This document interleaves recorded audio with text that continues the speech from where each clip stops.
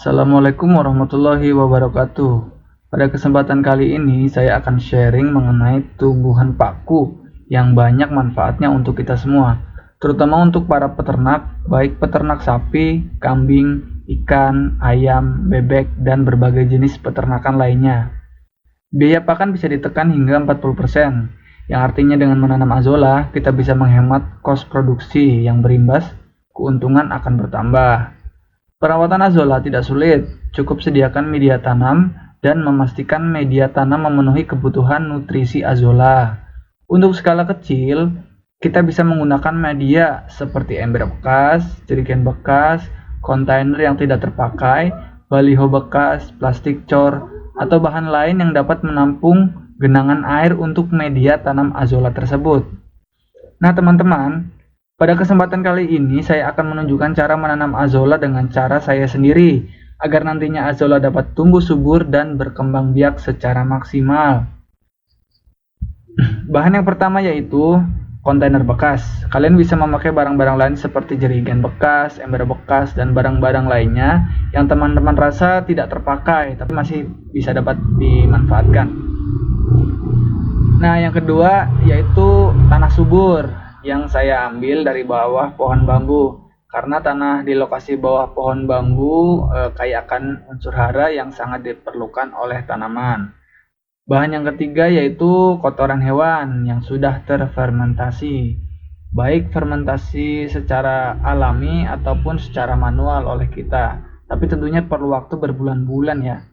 Namun kotoran yang saya punya ini adalah kotoran ayam yang sudah berbulan-bulan sehingga sudah tercampur tanah dan baunya pun sudah hilang. Wow! Nah, jika teman-teman gak mau ribet untuk mengumpulkan bahan-bahan yang saya jelaskan di atas tadi, teman-teman bisa pakai media tanam yang banyak dijual di toko pertanian. Contohnya seperti ini. Bukan saya iklan ya, tapi ya saya memang memakainya kan. Media tanam ini banyak dijual di toko pertanian atau toko tanaman hias.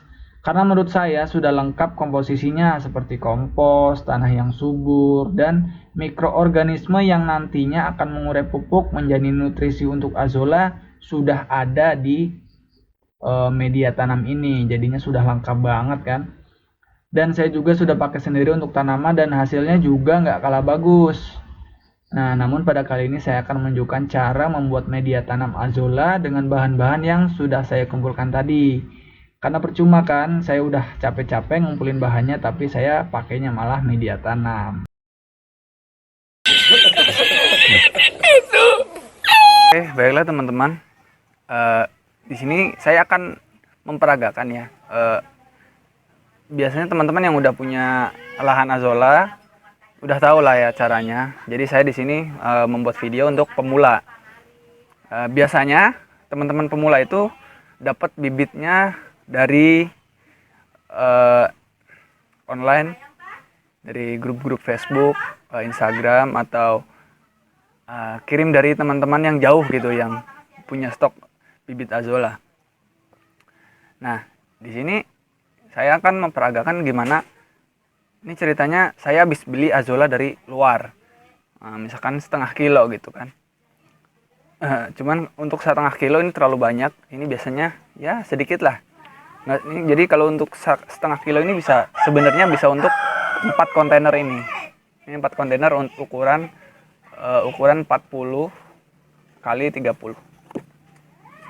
Biasanya saya pakai palingan sedikit ya. Saya setengah kilo ini bisa buat 4 kontainer ini. Nah, misalkan saya baru beli dari datang ya, biasa perjalanan 1 atau 2 hari ya. Jadi bibit itu masih layu dan perlu pengkondisian. Pertama kita taruh tanahnya dulu. Ini tanah ya, tanah pohon bambu. Diayak nggak apa-apa, lebih baik diayak. Cuman saya nggak usah lah.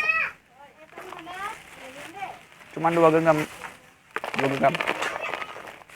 Ininya juga sedikit saja, segini cukup. Sedikit lagi ya. Sedikit lagi. Oke. Kalian sudah campur ya. Udah campur ya. Sudah begini dicampur. Oke. Sudah dicampur. Kemudian kita tuang air.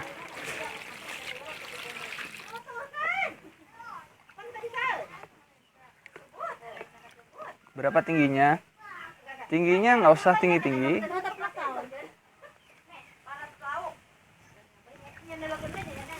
Tingginya nggak usah tinggi-tinggi.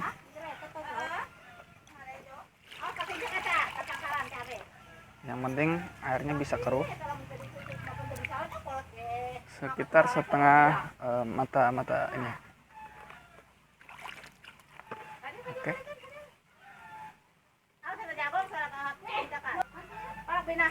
Nah, ini misalkan dari setengah kilo, kita beli setengah kilo. Dari setengah kilo kita, ini contoh kita ambil seperempat aja.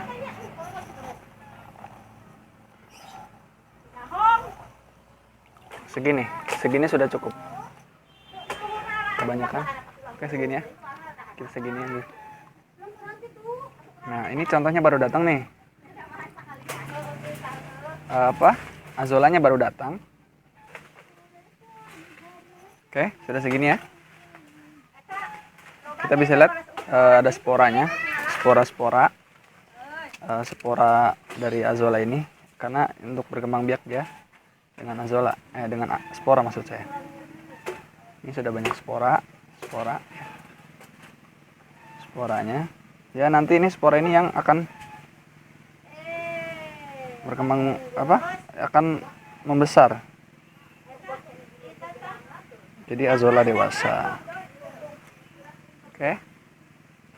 Nah, setelah begini gimana? Nah, setelah gini saran saya ya, sangat saya sarankan, misalkan kalau ini kan, kalau saya nih sekarang prakteknya dari kolam sebelah ini masih segar dan langsung ke sini, langsung ditaruh di matahari nggak apa-apa, karena ini cuman mindahin aja. Nah, bedanya kalau teman-teman beli online kan perjalanan jauh, itu berpotensi layu juga, kekurangan nutrisi juga di jalan. Jadi kalian harus kondisikan azolanya ditaruh di tempat yang teduh, jangan langsung terkena matahari, tapi jangan gelap ya, masih terkena sinar tapi jangan terkena matahari langsung. Itu saran dari saya. Dan suhunya pun harus suhu rata-rata ya, jangan sampai terkena sinar matahari full dan panas, airnya bisa hangat, nanti azolanya bisa mati, dia berwarna kuning dan mati. Sekian dari saya, mudah-mudahan bermanfaat. Jika kalian suka video ini dan bermanfaat untuk kalian, silakan klik tombol like dan subscribe-nya ya. Kalau ada pertanyaan bisa kalian klik di kolom komentar di bawah ini untuk bertanya-tanya.